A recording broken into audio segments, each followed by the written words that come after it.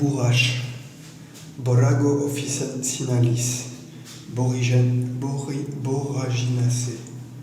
Tout le monde connaît cette plante couverte de poils raides, aux très jolies fleurs bleu ciel étoilées, à cœur d'étamines noires en cônes saillants. Les feuilles sont épaisses, ondulées, elliptiques ou ovales, grandes et pétiolées dans le bas, petites et sessiles au sommet. La bourrache est annuelle et fleurit d'avril à septembre dans les jardins et aux alentours des lieux habités. La plante entière doit être récoltée en début de floraison et séchée avec soin dans un lieu sec et agréé où on la retourne fréquemment. Sa richesse en sucre l'expose au noircissement et aux moisissures. Les fleurs seront cueillies dès l'épanouissement le matin et séchées aussitôt comme celle du bouillon blanc. Il est préférable d'en séparer le calice. Propriété médicinale. S'il faut en croire Nicolas Alexandre, 1716, la bourrache réjouit les esprits vitaux et animaux infectés par la bile noire.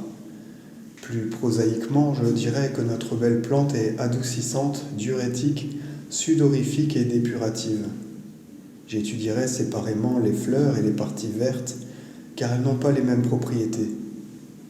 Fleurs. Elles sont légèrement émollientes et peuvent être associées aux autres fleurs pectorales, bouillon blanc, mauve, coquelicot, tucilage, etc., dans les affections bronchiques légères. Infusées seules, elles ont surtout l'avantage de donner une tisane de couleur bleue qui plaira aux écoliers fatigués. L'infusion doit être brève pour que la teinte se conserve. Tiges et feuilles, riches en nitrate de potasse, ces parties se montrent avant tout diurétiques.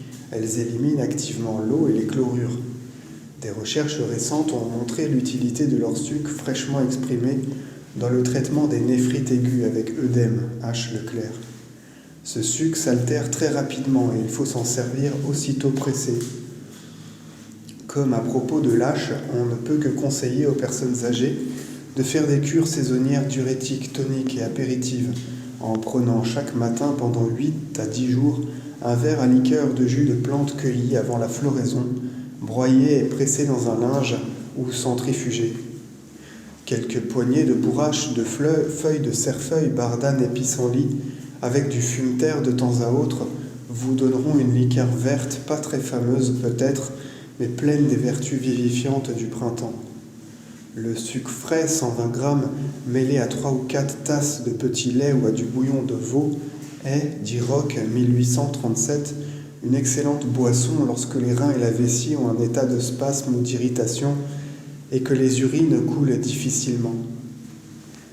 La décoction de 30 à 40 grammes de bourrache sèche dans 1 litre d'eau bouillante à boire dans la journée a une action anti-inflammatoire et détoxicante dans les rhumes, trachéites, bronchites avec toux sèche, dans la pneumonie et la pleurésie. Dans les grippes et les fièvres éruptives, on l'utilisera si possible en mélange avec la camomille, voire ce nom. On peut aussi faire infuser une pincée de bourrache sèche dans une grande tasse de la décoction suivante.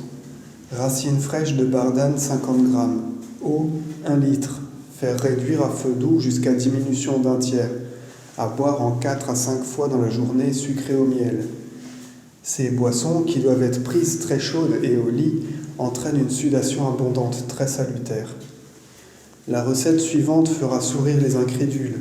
Des recherches récentes ont pourtant reconnu aux escargots une réelle efficacité dans les affections des voies respiratoires. Bouillon adoucissant et pectoral de Sainte-Marie. Faire dégorger 25 escargots de vigne dans l'eau bouillante, les extraire des coquilles et les faire cuire dans 1,5 litre d'eau jusqu'à réduction à 1 litre. Un quart d'heure avant de retirer du feu, ajouter une poignée de feuilles fraîches de bourrache. Prendre ce bouillon tiède en 4 fois dans la journée, en ajoutant à chaque dose une cuillerée à soupe de sirop de chou rouge. Cette préparation peut s'avérer un adjuvant utile dans la toux sèche et les états d'irritation violente des voies respiratoires. Usage externe. Les feuilles bouillies s'appliquent en cataplasme sur les douleurs de la goutte, sur les abcès et les inflammations cutanées, mais on obtiendra un résultat plus sûr du bouillon blanc et de la bardane. NB. 2 autres Borraginacées, à fleurs bleues, la très commune vipérine Echium vulgare et la Bugloss azurée, Ancusa italica, des moissons méridionales pourraient s'utiliser à la place de la bourrache dont elles ont les propriétés. Usage divers, la bourrache a été longtemps cultivée comme plante alimentaire, et Olivier de Serres, 1600, n'en parle pas autrement. Ses fleurs servent à décorer les salades où elles sont d'un effet surprenant. Mêlées aux pétales de capucine, elles s'emploient sur la laitue qu'on agrémente par ailleurs de ces jeunes feuilles hachées et marinées une demi-heure. Elles ont un goût de concombre. Dans les contrées occidentales de la Méditerranée, où la plante est fort commune, on la consomme encore en potage ou cuite à la manière des épinards.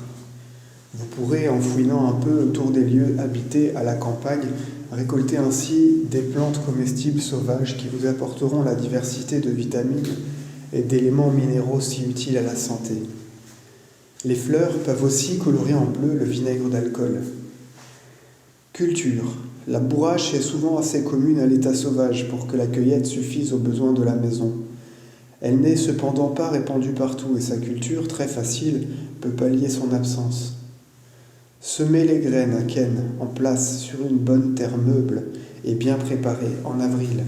Éclaircissez à 30 cm environ quand les pieds sont assez robustes. En juin, les plantes commencent à fleurir et la récolte peut débuter. Une fois introduite au jardin, la bourrache se ressème spontanément. C'est une excellente plante mellifère, le commerce en fournit la graine.